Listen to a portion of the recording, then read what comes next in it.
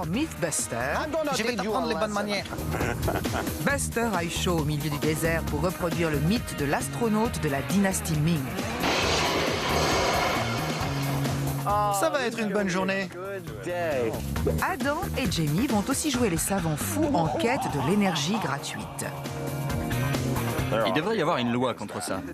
La doublure de Adam va-t-elle perdre la tête à cause des pales du ventilo meurtrier? C'est horrible. Mais qui sont les Mythbusters? Il me manque un sourcil? Adam Savage Je rejette votre réalité et la remplace par la mienne. et Jamie Heineman. Fais coin. Je ne dirais jamais que Jamie est un mauvais génie.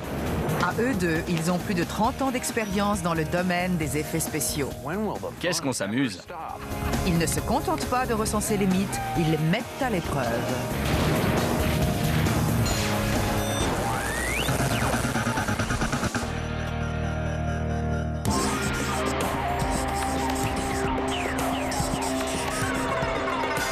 Adam et Christine, on crève de chaud. Qu'est-ce qu'on fait là? On est venu au milieu de nulle part pour tester le mythe de l'astronaute de la dynastie Ming. La légende dit qu'un astrologue chinois du XVe siècle a essayé d'aller dans l'espace. Il a donc attaché 47 fusées à une chaise et 47 personnes les ont allumées en même temps. Il se serait alors élevé dans les airs au milieu d'un nuage de fumée et il serait arrivé dans l'espace. On est ici pour voir si c'est possible. D'après la légende, Wan Hu, un astrologue de la dynastie Ming, aurait utilisé vers 1500 les toutes récentes fusées à poudre et il serait devenu le premier astronaute de l'histoire. Adam et Jamie sont sur la bonne piste, mais ils ne sont pas en Chine. Plus de 250 espèces de bambous poussent fièrement sur ces terres californiennes. Jamie? Oui. Ça te rappelle pas quand tu étais dans la Légion étrangère à Dien Bien Phu? En Chine, ces plantes géantes poussent à l'état sauvage et sont utilisées dans la fabrication de meubles, de bâtiments et de fusées. Nos amis cherchent des bambous du même diamètre que les fusées du mythe. Ça fait à peu près 4 cm et demi. Il n'y a que 0,63 cm de trou à l'intérieur. On les prend. D'accord. Ils doivent fabriquer 47 fusées de 30 cm de hauteur qu'ils rempliront de poudre à canon. Adam est prêt pour le grand voyage. Je me sens prêt. J'ai hâte de voir si ça va marcher. On ne peut pas rêver mieux comme lieu de travail. C'est peut-être le meuble le plus dangereux de l'atelier et bien sûr, le plus rigolo. Le placard aux explosifs. En suivant une ancienne formule chinoise, nos compères préparent une poudre à canon expérimentale. Comme liant, ils ajoutent aux ingrédients traditionnels du goudron pour toiture. C'est géant. Je fabrique des feux d'artifice. Mais les enfants, n'oubliez pas que même si je m'amuse bien, vous ne devez jamais faire la même chose chez vous. Avec toute cette poudre à canon, la chaleur à l'intérieur va être élevée. J'enroule donc de la ficelle autour pour assurer la solidité. C'est comme ça que les Chinois fabriquaient leurs fusées. Je fais comme eux. Quand la fusée est prête, il faut passer aux essais. Un dynamomètre va mesurer la poussée. Avec un peu de chance, on peut obtenir une poussée de 25 kg avec ça, non? Si je trouve la formule exacte d'une fusée moderne, oui. Si Adam a raison, on va en avoir plein les yeux. Les gars, n'oubliez pas qu'il faut faire très attention. Ce truc est une bombe maintenant. Bon, je vais voir s'il y a de la circulation. Je n'ai pas besoin d'être ici. On va tous reculer par ici. On peut y aller. 3, 2, 1... Mais la mise à feu est un échec. La poussée de la fusée atteint à peine les 200 grammes. Ça ne lui suffit même pas à décoller. La durée de combustion est de 80 secondes. C'est trop lent. Jamie, je crois qu'on a démontré que les Chinois avaient des chandelles romaines. Le décollage est donc reporté. Adam retourne à ses mélanges pour essayer de les pimenter un peu. J'essaie d'obtenir un mélange de poudre à canon plus énergique pour fabriquer cette bonne vieille fusée chinoise. Je garde les mêmes ingrédients, mais je change les proportions de salpêtre, de charbon de bois et de soufre. Je m'éclate bien. Adam emporte ses mélanges les plus puissants jusqu'à la rampe d'essai. La seule façon de répondre à nos interrogations, nous qui ne sommes pas des experts, c'est d'essayer différentes formules. À un moment, on s'arrête, souhaitant que ça explose. 3, 2, 1... Il y a eu un grondement. Ça a juste fait sauter le bouchon. Je crois que c'était un peu trop agressif. On dirait.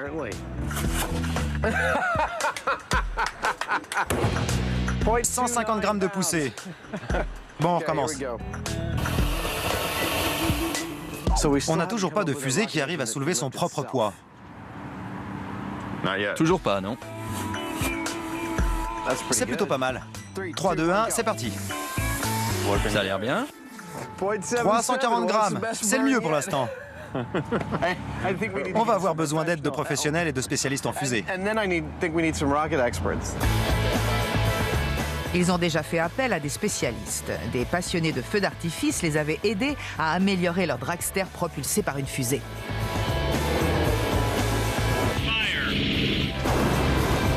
Les Mythbusters ont encore besoin d'eux, mais cette fois, le but n'est autre que le ciel. Commençons par un peu de menuiserie. Je fabrique des pieds pour ma chaise de la dynastie Ming. Elle va ressembler à un trône d'empereur chinois du XVe siècle. C'est le genre de projet auquel j'adore m'atteler. C'est une sorte de répit relaxant dans un monde de science. Bien décidé à envoyer quelqu'un dans l'espace, Adam ne fabrique pas une chaise fusée, mais deux. Pour rester fidèle au mythe, la première sera propulsée par 47 fusées chinoises traditionnelles. Pour être fidèle au Mythbuster, la deuxième sera propulsée par 47 fusées plus dangereuses. Oui, je sais, j'utilise une cloueuse. L'important n'est pas comment la chaise est fabriquée, mais la hauteur que le Chinois a atteinte. Les chaises se font faire une beauté, mais le temps passe et tout le monde met la main à la pâte. Voici des petits moules et voici des détails pour le fauteuil de la dynastie Ming. On fabrique des petits carreaux pour le décorer. Voici une représentation d'Adam et Jamie. Les chaises ornées et sculptées vont paraître authentiques, mais il ne faut pas oublier que leur but est de voler. Les aspects fondamentaux de la conception des chaises sont ces deux morceaux ici. Il y a deux niveaux, parce que j'ai vu des chaises faites comme ça, et c'est exactement ce qu'il nous faut. Je peux attacher les fusées ici, et elles seront légèrement en biais. Tout autour de la chaise, les fusées seront pointées vers l'extérieur, ce qui donnera plus de stabilité à la chaise quand elle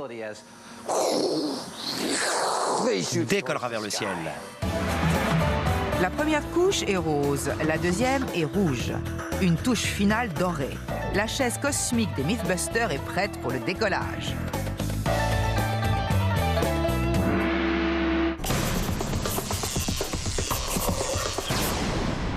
Jamie, dans tous les mythes qu'on a étudiés, c'est la première fois qu'on a un dossier aussi épais.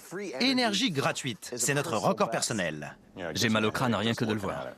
On ne pourra jamais tester toutes ces hypothèses. Il y a de tout. Ça va de l'exploitation de la puissance de l'orgone au test de l'efficacité de l'eau juvénile. L'énergie gratuite est depuis longtemps la passion des savants fous. One man crazy, three very sane spectators. Au cinéma, on retrouve en général l'ignoble complot d'un inventeur fou qui sait absorber des quantités terrifiantes d'énergie dans la nature. It's alive. Oh, it's alive. It's alive. It's alive. It's alive.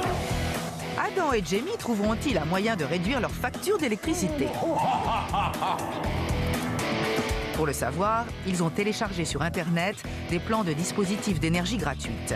Ils vont les essayer avec l'aide d'un as de la technique, le docteur Geo Homsi. On commence par un système qui absorberait l'énergie de la courbure de l'espace.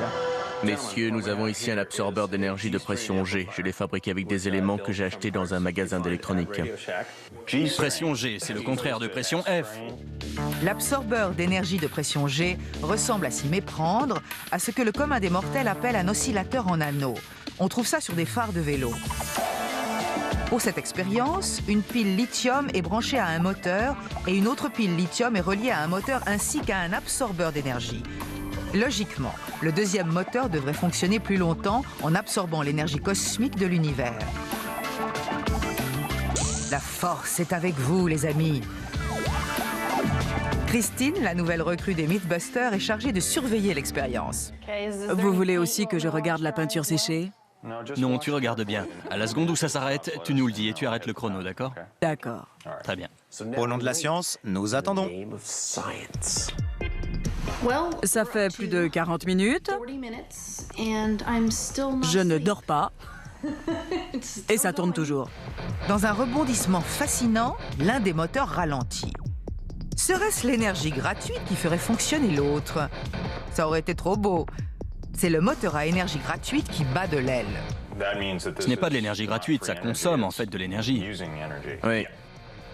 Au lieu de recharger la pile, l'absorbeur d'énergie l'affaiblit. Mais les deux moteurs sont laissés allumés toute la journée, au cas où l'énergie cosmique se déciderait enfin à faire son apparition. Avec tout ce boulot, a-t-on réussi à absorber de l'énergie de la courbure de l'espace? Un moteur fonctionne toujours et l'autre non. Et bien sûr, celui qui ne fonctionne plus est celui de l'absorbeur d'énergie. À partir de maintenant, il n'est plus question d'appeler ça un absorbeur d'énergie, mais un oscillateur à anneaux. Ça me va tout à fait. Ce mythe est bidon. On va faire d'autres essais. On n'a plus qu'à envoyer nos avocats aux mecs qui nous ont fait payer 25 $ pour ce petit schéma. Appareil à énergie gratuite numéro 1, bidon. Officiellement, le premier homme à être allé dans l'espace est le russe Youri Gagarin en 1961. Il est entré en orbite à près de 29 000 km/h à bord de la capsule Vostok 1. Mais d'après une légende chinoise, l'astrologue Wan Hu aurait devancé Gagarin dans l'espace à bord de sa chaise fusée en l'an 1500. Les voisins des Mythbusters sont prêts à supporter beaucoup de choses. Mais le lancement d'une chaise dans l'espace serait de trop. Nos amis se rendent donc de l'autre côté des collines, dans le désert de Mojave, en Californie. Le convoi cosmique arrive dans la zone d'essai. Nos amis sont autorisés à y tester le mythe explosif.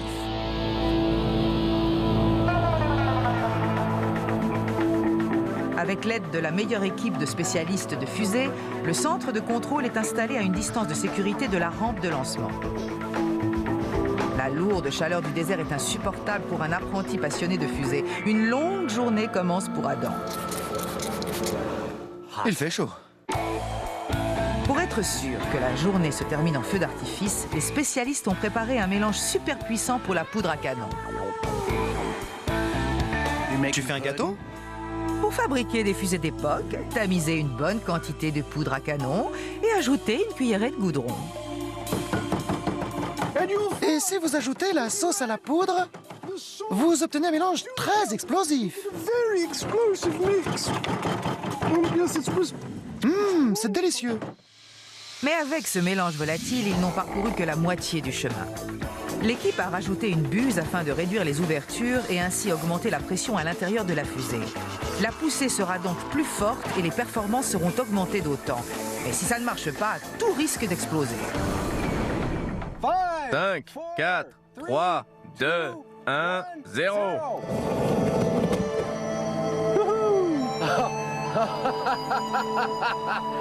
C'est parfait. C'est grâce à la buse. Ça va être une bonne journée. Grâce à la buse, la poussée de la fusée atteint les 2 kilos. Le travail à la chaîne peut alors commencer. 47 fusées sont remplies, amorcées et attachées à la première chaise. On a presque 23 kilos de poudre à canon là-dedans. Il va falloir faire bien attention. Et je n'ai encore jamais vu de la poudre à canon prendre feu spontanément. Mais je vous assure qu'à la moindre étincelle, je déguerpis sur le champ. À la base de contrôle, les avis sont partagés sur la suite des événements. On ne va rien voir. Ça va faire boum et on verra un énorme nuage de fumée. À mon avis, la chaise va s'élever de 3 mètres et ça va faire boum. Tu crois? Oui. Tu crois qu'elle va décoller? Je pense, oui, j'y crois sincèrement. Pendant ce temps, une autre équipe prend soin de la deuxième chaise. Dans l'hypothèse où les Chinois auraient pu à l'époque fabriquer des fusées super puissantes, on a 47 petits propulseurs d'une poussée de 23 kg et d'une hauteur de 30 cm. On va les attacher à la deuxième chaise pour voir le décollage que ça aurait donné dans les meilleures conditions.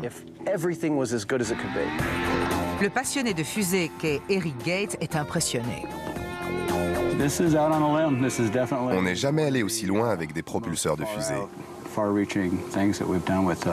Ça a dû être une sacrée expérience de voir Wan-Hoo s'envoler. Pour tester le mythe de l'astrologue chinois, il ne manque plus que le philosophe chinois. Il n'est pas difficile de deviner quel malheureux Mythbuster va devoir s'y coller. On devrait lui enfiler les deux jambes en même temps, non? Je crois que t'as raison. Tu ferais autrement? Je mets mon pantalon une jambe après l'autre. Il est ressemblant, il est beau. Je vais t'apprendre la bonne manière. Je crois que Buster, alias Wan-Hoo, est prêt pour le décollage. La première chaise fusée est prête. Voici venu le moment dangereux. 36 kilos de poudre à canon, 22 imbéciles et un mannequin cobaye. On s'éclate. Revenons-en à l'énergie gratuite. Adam a trouvé sur Internet les plans d'un appareil censé absorber l'énergie des rayons solaires. J'en ai un ici qui me réjouit. C'est une roue fonctionnant à l'énergie solaire appelée roue de Minto, du nom de son inventeur.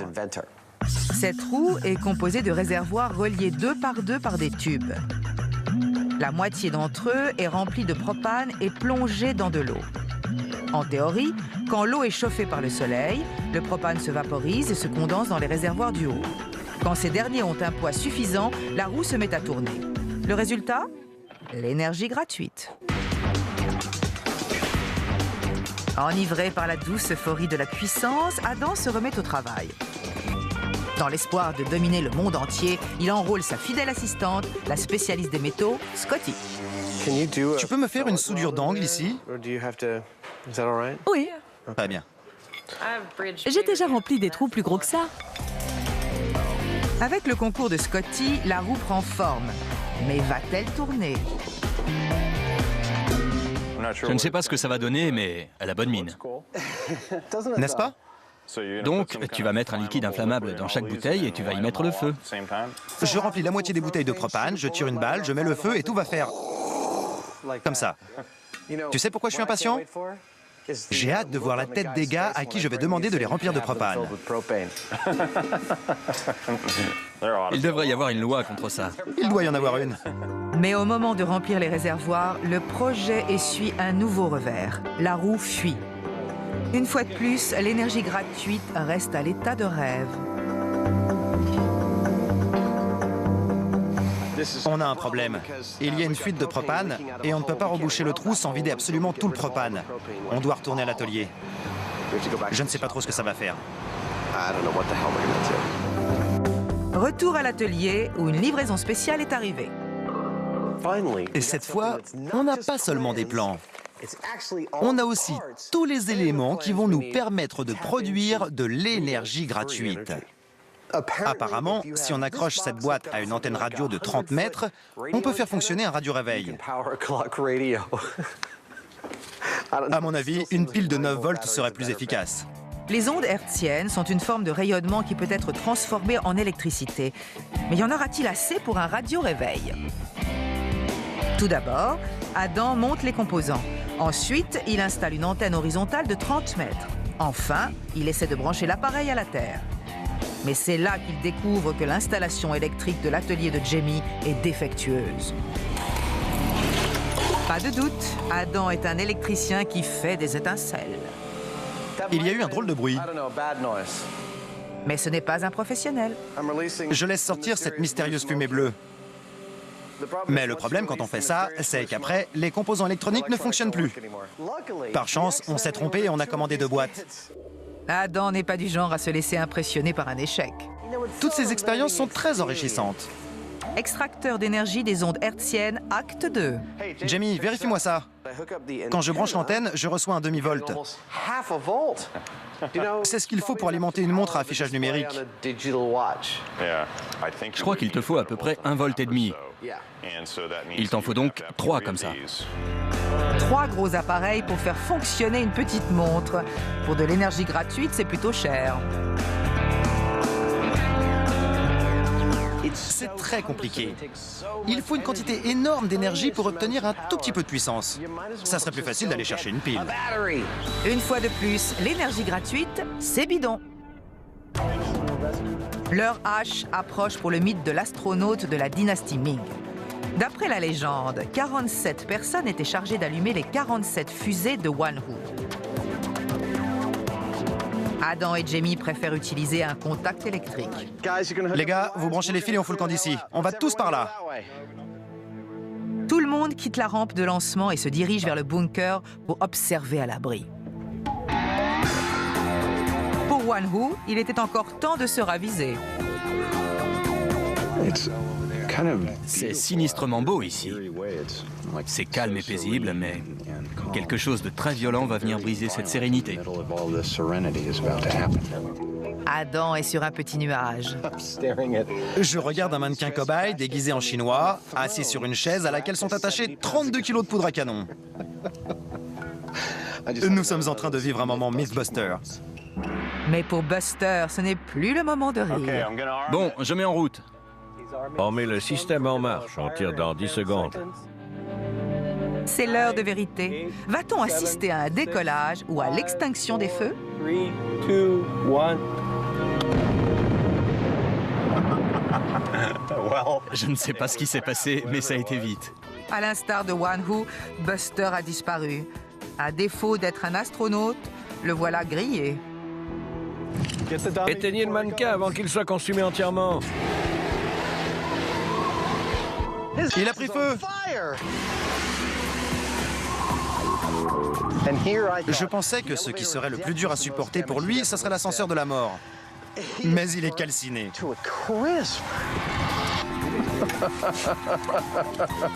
Buster est foutu. Je ne crois pas qu'il lui reste la moindre parcelle de peau intacte. Et franchement, je ne crois pas qu'on puisse y faire grand-chose. Il va falloir repartir de zéro avec Buster. On pourra peut-être récupérer quelques os, mais le Buster qu'on connaissait n'existe plus. Buster, alias le philosophe chinois, a été anéanti. La quantité de chaleur était inimaginable. Observons une minute de silence pour Buster. La chaleur provoquée par les fusées a causé une destruction et non une explosion. Ce qu'on a vu, c'est exactement ce qu'ont rapporté les témoins de l'époque. 47 fusées, de la poudre noire, et Buster a été transporté dans un autre monde, dans un nuage de fumée. Dès que Buster aura refroidi et que sa chair ne sera plus en fusion, on lui enfilera ce costume chinois et on l'installera sur la deuxième chaise qui possède 47 fusées modernes. On observera alors ce qui pourrait se passer lors d'un décollage dans les meilleures conditions possibles. 47 fusées modernes devraient permettre d'atteindre 1100 kg de poussée. Buster pèse 80 kg. Cette fois, la gravité a un adversaire sérieux. On a la nette impression que cette chaise-là va décoller.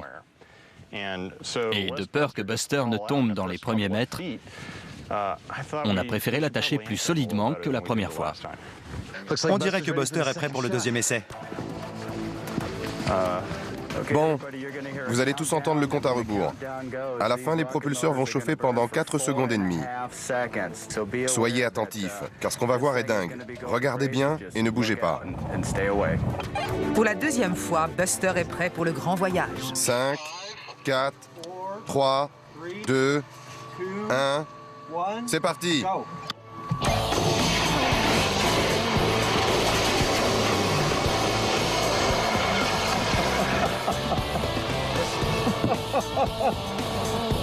Et voilà!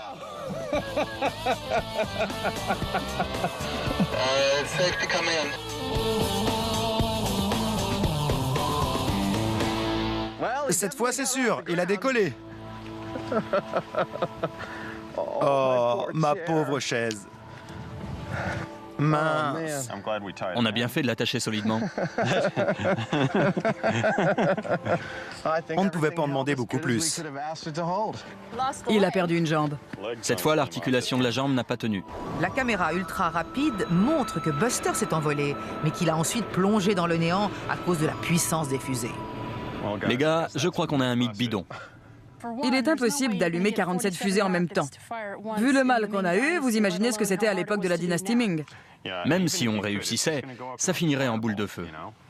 Même si on avait tous les éléments pour que ça marche, il est impossible que cette chaise et ses fusées atteignent les 29 000 km/h et entrent ainsi en orbite. Effectivement, mythe bidon. Mythe bidon. Complètement.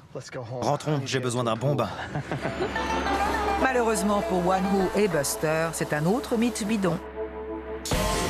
Attention, ce nouveau mythe ne manque pas d'air. Qu'est-ce que tu as là, Adam? J'ai un mythe qu'on va tester. C'est un classique. Un ventilateur de plafond en marche peut-il trancher une tête? Super. Ce mythe a plusieurs versions. Dans l'une d'elles, un mari et sa femme font les coquins. Lui est déguisé, il saute vers elle. À un moment, il bondit trop haut et il est décapité. Dans une autre version, des gosses s'amusent à sauter sur un lit et l'un d'entre eux saute un peu trop haut. Deux mythes, donc deux installations. Pour tester le rebond sur le lit d'enfant, ils vont avoir besoin d'une fausse tête et d'un ventilateur. Pour le mythe du saut des amoureux, les pales devront directement être à la hauteur du cou.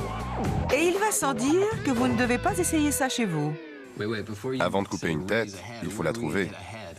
On va devoir en fabriquer une. On en a déjà fait beaucoup en gel balistique. Je sais que c'est un peu dégueulasse, mais là on va devoir mettre une vraie colonne vertébrale. Bien sûr, on ne pourra pas en avoir une humaine, mais j'ai pensé qu'on pourrait en utiliser une de porc. Alors que Tori part à la chasse aux cochons, les filles vont faire les magasins. Scotty, tu crois qu'ils vendent quoi ici? Je crois qu'on est au bon endroit. Tu crois qu'on va trouver un ventilateur ici? Si le ventilo de la mort existe, elles le trouveront dans ce magasin de ventilateurs. Vous pouvez nous montrer votre ventilateur de plafond le plus courant, celui que vous vendez le plus? Bien sûr. Le plus courant, c'est celui-ci, avec les lampes en dessous. Les pales sont standards. Elles mesurent 1,32 m. Ce ventilateur convient très bien au mythe, mais au cas où il ne serait pas assez tranchant, les filles en demandent un plus mordant. Si on voulait trancher le cou de quelqu'un, vous nous conseilleriez lequel? Vous êtes un pro des ventilateurs, dites-nous tout. Si j'avais vraiment envie de faire ça à quelqu'un, je choisirais un ventilateur destiné aux usines qui tourne un peu plus vite et dont les pales sont un peu plus solides. Celui-ci fait tourner les têtes. Il est composé d'un moteur puissant et de pales métalliques. Nos apprenties coupeuses de tête sont sous son charme. Celui-là a l'air très dangereux. Moi, il me fait peur. Et on peut le rendre encore plus effrayant avec ses pales en métal. On va pouvoir faire des choses avec. Retour à la base. Le chasseur arrive. Alors, montre-nous ça. J'espère que vous avez faim. Je vous ai trouvé un porc de 70 kilos. C'est pas une blague? Wow! Wow! Oh, yeah! Je croyais que vous alliez trouver une colonne vertébrale normale. Le genre qu'on trouve dans un labo de lycée. Et vous en apportez une qui a encore de la viande autour. Il nous faut de la sauce barbecue. Je n'arrive pas à croire qu'il ait rapporté une colonne vertébrale avec de la viande. C'est dégueulasse. Tout ça ne convient pas à l'estomac végétarien de Carrie. Le Mythbuster mangeur de viande doit s'attaquer à la colonne vertébrale et à ses restes de viande. Pour suivre la tradition des Mythbusters, c'est la tête de Adam qui sera tranchée. Lors d'une précédente expérience, des moules en gel balistique de la tête de Adam ont été utilisés pour tester le mythe qui dit que les piercings sur la langue attirent la foudre. L'expérience a démontré que seuls ceux qui arboraient un clou gros comme une poignée de porte prenaient des risques. Pour le mythe du ventilo meurtrier, la tête du mannequin devra ressembler le plus possible à l'original. Je vais couper ça pour que ça rentre dans notre moule. Tu veux faire ça maintenant? Oui. Tu veux... Je sors d'ici, je sors d'ici. La colonne vertébrale va raidir le cou. Mais comment faire pour la tête? Dans le mythe des enfants, rien ne garantit que le cou touche le ventilateur. On fait quoi pour le crâne? Si on saute, il faut le faire très vite pour que le cou arrive à ce niveau. À mon avis, on a plus de chances de se faire scalper. C'est vrai. On va avoir besoin d'un crâne humain, comme lors du lâcher des pièces tueuses. Un crâne humain, on en a? J'ai des crânes humains en réserve, oui. Ça ne m'étonne pas. On a de tout chez les Mythbusters. Pendant que certains s'occupent de l'intérieur du mannequin, Carrie, la petite nature, est chargée de concevoir les moules. On les sort comme ça. On colle les deux parties. On renverse. On remplit de gel balistique. On met un crâne, une colonne vertébrale et on a l'intérieur d'un être humain. Grâce à ses connaissances en effets spéciaux, Tori crée des artères en latex et les remplit de faux sang. On dirait Alien quand il sort de l'estomac du mec et saute sur la table. C'est vrai. Il est vivant. C'est trop bizarre. C'est trop bizarre. Le cauchemar de Carrie n'est pas fini. La tête morbide prend forme. Étape suivante, la peau. Une couche de latex est peinte à l'intérieur des moules. Puis, on met le crâne. Les moules sont ensuite remplis de gel balistique utilisé par les médecins légistes pour reproduire la chair et les tissus. Enfin, c'est le tour des artères et de la colonne vertébrale. Je n'ai jamais rien vu de plus dégueulasse. C'est pas vrai. Ça a plutôt bien marché, non? Oui, très bien, très bien. Les têtes sont mises de côté et les Mythbusters s'attaquent au problème de la plateforme. Comment les têtes vont-elles toucher le ventilateur? Tori pense qu'ils ont besoin de l'avis d'un expert. J'ai besoin d'une sorte de petit monte-charge hydraulique. J'ai quelque chose qu'on avait fabriqué pour une pub il y a quelques mois. Ça nous servait à monter un gamin jusqu'à la caméra. Il pouvait supporter à peu près 25 kilos. C'est parfait. Le mythe dit que quelqu'un sautait sur un lit et a atteint le ventilateur. Le monte-charge de Jamie a permis à Tori d'économiser du temps et de l'énergie.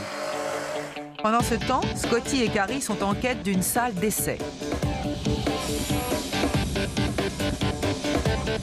Scotty commence alors à travailler sur la plateforme pour les amoureux coquins.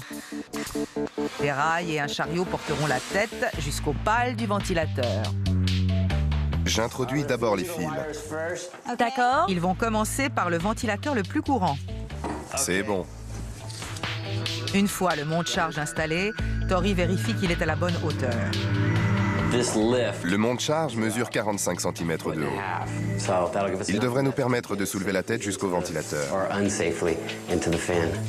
Avec ce pouvoir de mort et de destruction entre les mains, Adam ne tient plus en place. J'ai l'impression d'être à la télé ici. Salut les gars! À plus tard! À plus, merci pour ton aide. Une plaque de plastique par balle est fixée pour protéger l'équipe qui observera l'expérience de l'extérieur de la pièce. Le décor est en place. C'est ignoble. Mais revenons à l'énergie gratuite. Adam a été découragé par la fuite de sa roue. Il faut qu'on parle tous les deux. On a essayé de remplir la roue avec du propane. Ça se sent? Il y a eu une fuite au niveau de ta soudure. Je t'avais demandé de bien me souder ça.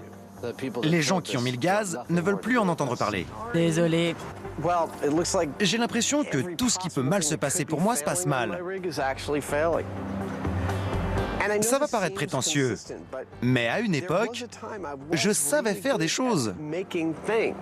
Oh non.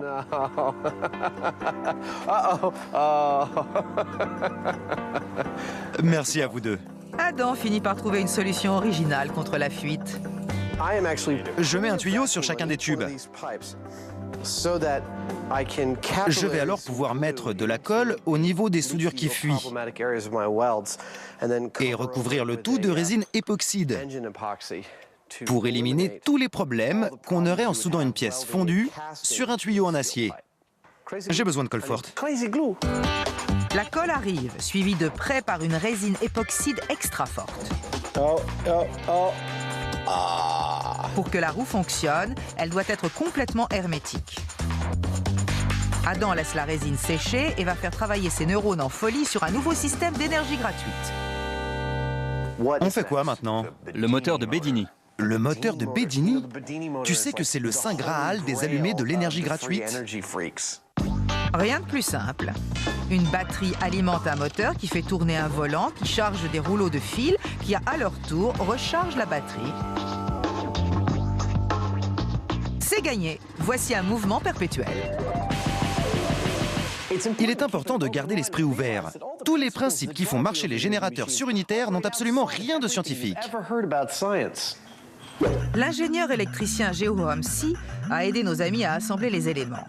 Grâce à ses compétences, ils sont bientôt prêts. Produis-nous de l'énergie gratuite. On y est, branche le modulateur. Modulateur branché. Le modulateur allume et éteint le moteur et économise l'énergie lorsque le volant tourne. En théorie, ce dernier doit recharger la batterie. C'est bon, il tourne. Je l'entends ralentir. Oui, on dirait. Là, on n'a pas besoin d'un chronomètre. Dans un dernier sursaut d'énergie gratuite, le moteur de Bedini s'arrête. On dirait mon grand-père. Il est mal en point. À chaque cycle, il pompe plus sur la batterie qu'il ne la recharge. Le principal problème des appareils fonctionnant au mouvement perpétuel, c'est qu'ils ne sont pas perpétuels. Surunitaire, hein? On a une efficacité de plus de 100%. Ça donne une impression de bien-être, tu ne trouves pas? Et si tu sous-entends que c'est la même impression que devant les œufs de Pâques ou le Père Noël, c'est vrai que j'ai une impression de bien-être. C'est fantaisiste. Le surunitaire, c'est sur-bidon. L'avenir de l'énergie gratuite dépend désormais de la roue à énergie solaire recollée. Si ça ne marche pas, les rêves de gloire de Adam disparaîtront à jamais. Il n'y a pas de fuite aujourd'hui. Tout va bien. La roue à énergie solaire est placée dans un réservoir d'eau qui sera chauffé par des lumières artificielles pour remplacer le soleil. La création de Adam déconcerte Jamie. Je ne sais pas trop quoi penser. En théorie, ça devrait marcher, si je comprends bien. Mais en fait, je ne suis pas sûr de bien comprendre. Sur la roue de Minto, les réservoirs vont par deux. Chacun est relié à son homologue de l'autre côté de la roue. On met du propane ici. C'est un formidable fluide frigorigène et caloporteur naturel. Son point d'ébullition est inférieur à la température ambiante. Donc, on a du propane ici. Quand on le fait bouillir dans l'eau, il monte vers ce réservoir qui l'alourdit. C'est ce qui se passe avec tous les réservoirs, et c'est comme ça que la roue tourne. C'est le principe. On va voir si ça marche en pratique. Et voici, sous vos yeux, la preuve que l'énergie gratuite est insaisissable.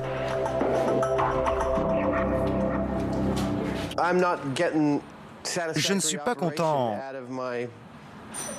de ma roue. Allez! Rien ne se produit. Je crois que je devrais abandonner l'eau. Les réservoirs de propane plongeant dans l'eau, ça ne marche pas. Nos compères décident de changer de tactique et de réchauffer les réservoirs directement avec des lampes. Ça commence à bouger. Adam ne peut pas s'empêcher d'aider la roue. Hé, Je sais, je suis impatient. on le savait. Je ne veux pas que ça chauffe trop. Je vois quelque chose. Ça ne bouge pas? Tu ne crois pas? J'essaie de voir si ça bouge. Je crois que ça bouge très lentement, ça va dans ce sens. À la vitesse de la dérive des continents, la roue tourne. Il y a une révolution complète. J'appelle ça un générateur solaire. Peu importe que ça aille lentement. La roue se libère. Elle se libère des liens avec le conglomérat énergétique. Mais elle est lente. C'est dommage. On est presque arrivé aux trois quarts d'une révolution complète. Et c'est la machine la plus lente que j'ai jamais vue tourner, mais elle tourne grâce à l'énergie thermique. Je ne pense pas qu'on verra un jour cette roue alimenter le générateur de nos maisons. La machine la plus rapide de ce type jamais conçue, et je sais qu'on va me contredire, mais selon mes recherches, elle faisait une révolution par minute. Ce n'est pas une énergie qui permet de produire une vitesse foudroyante. Mais on pourrait peut-être l'utiliser pour faire de l'air à un mouton. Un ventilateur solaire pour moutons ne représente pas vraiment une avancée dans la production d'énergie. Et d'ailleurs, ce n'est pas de l'énergie gratuite. À proprement parler, la roue de Minto est un générateur solaire trop compliqué et particulièrement inefficace. Regardez! De l'énergie gratuite? Disons plutôt de l'air chaud. Donc l'énergie gratuite, quel que soit l'appareil, c'est bidon. Oui, c'est complètement bidon. En fait, ça m'énerve même de lire ces plans. Ils ne sont pas clairs, ils sont difficiles à comprendre parce qu'ils mélangent la science moderne et des bêtises. Enfin, on a fait un certain nombre d'expériences et je peux dire que c'est bidon, bidon, bidon. Et ne m'envoyez pas d'email à ce sujet.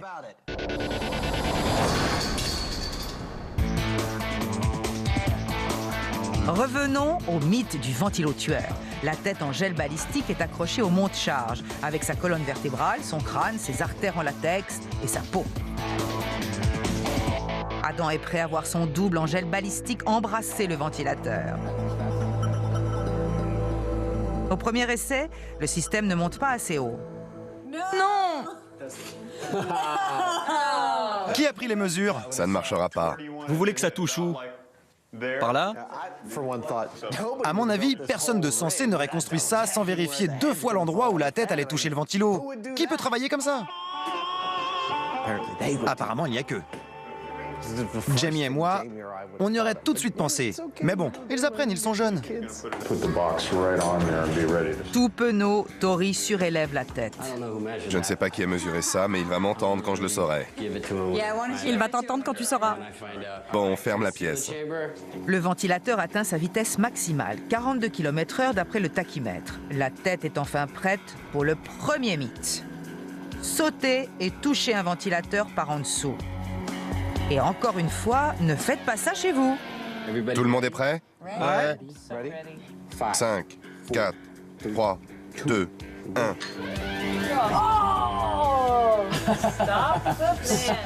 C'est le front qui est touché. L'impact n'a pas été très fort. Ça n'a pas tranché le gel balistique, le crâne n'a pas été fendu. Je suis étonné parce que ce gel balistique n'est pas aussi dur que du muscle. Mais il a quand même résisté à ça. Le ventilateur classique tourne trop vite pour que la tête passe entièrement entre 2 pales, mais trop lentement pour blesser sérieusement. Le mannequin est touché au front et les pales rebondissent. Le premier mythe est bidon. Passons au deuxième, le saut des amoureux. Bon, on est prêt pour l'expérience. On va mettre le cou directement au niveau du ventilateur. On a des rails, une corde autour d'une poulie reliée à notre poste de contrôle. On va tirer la corde et envoyer la tête sur le ventilo. 5, 4, 3, 2,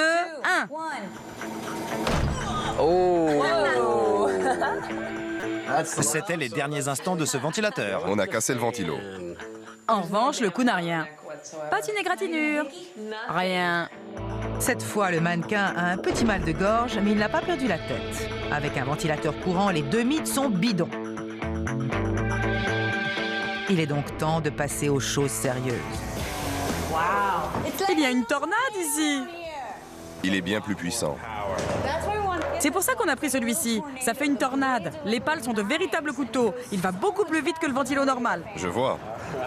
Ce ventilateur tourne à 87 km/h, c'est-à-dire 2 fois plus vite que le premier. Souvenez-vous, ne faites pas ça chez vous. Cette fois encore, ils vont d'abord essayer le saut par en dessous. Quel coup! Il y a eu des dégâts. Il a au moins une commotion cérébrale et peut-être une fracture. Et un nez cassé. Les pales en métal lancées à toute vitesse y sont allées sacrément fort. Regardez, le crâne est fêlé. Une petite fracture. C'est le crâne. Il a une belle blessure au crâne. Oui, ça ne peut pas tuer quelqu'un, mais on n'aimerait pas que ça nous arrive. Il a raison. Sauter sur ce genre de ventilateur est une mauvaise idée. Pour la grande expérience, restez assis. Le cou est en première ligne. 5, 4, 3, 2, 1. Dans la jugulaire. Le sang a giclé sur les murs. Oui! Je veux le revoir au ralenti. On se serait cru dans un bon film d'épouvante. Les compétences de l'équipe en matière d'effets spéciaux ont porté leurs fruits. Regardez-moi ça! Ça l'a coupé en tranches. Crac! Séance supplémentaire. Ça lui a arraché le cou. Le sang gicle. Mon Dieu! C'est super violent. Une artère a été tranchée. Le ventilo a fait un autre tour et a arraché le reste.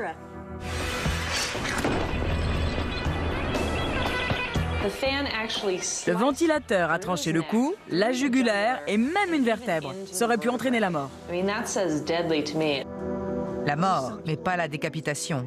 Le mythe est toujours bidon. C'est le ventilateur le plus puissant qu'on puisse acheter. Mais il n'était pas assez puissant. Et il faut donc qu'on fabrique le nôtre. On va essayer avec une tondeuse à gazon. Ils sont décidés à faire tomber les têtes. Ils veulent suspendre un moteur de tondeuse à gazon au plafond, y accrocher de grandes lames bien aiguisées et les faire tourner. Scotty fabrique les lames à partir de feuilles de métal.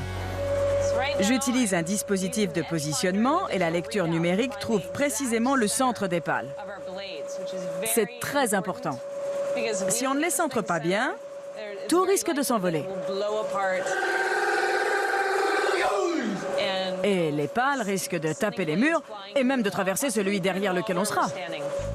Pendant que Scotty recherche le centre, Tori fabrique un caisson pour le moteur de la tondeuse. Scotty termine ses lames mortelles qui permettent un rasage de près.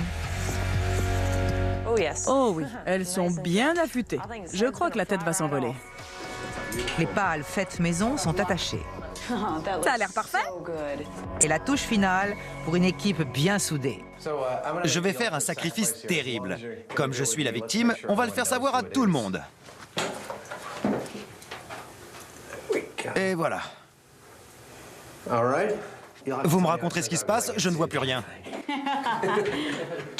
Vu les culs de bouteille, le mannequin ne voit rien non plus. Tori met le ventilateur en route. Les lourdes pales lui donnent du fil à retordre. Il accélère. Il paraît dangereux. Il l'est. Il garde l'équilibre. C'est du beau travail. Vous êtes prêts? 3, 2, 1... Mon Dieu, regardez ça! C'est affreux. Accrochez-vous, on le repasse au ralenti. Regardez, ça coupe tout. Waouh, qu'est-ce qu'il s'est passé? C'est une horreur là-dedans. La tête est découpée en morceaux. Regardez les lunettes. Attendez, elles sont là. Elles sont là. Et vlan! J'espère que tu n'avais plus besoin de tes lunettes. C'est génial. La tête est tombée, mais la colonne vertébrale est entière. Le mannequin n'a pas été décapité, mais c'est un ventilo tueur. Scotty, Tori, on va le mettre au panthéon des Mythbusters. C'est peut-être l'objet le plus incroyablement mortel que vous ayez jamais construit.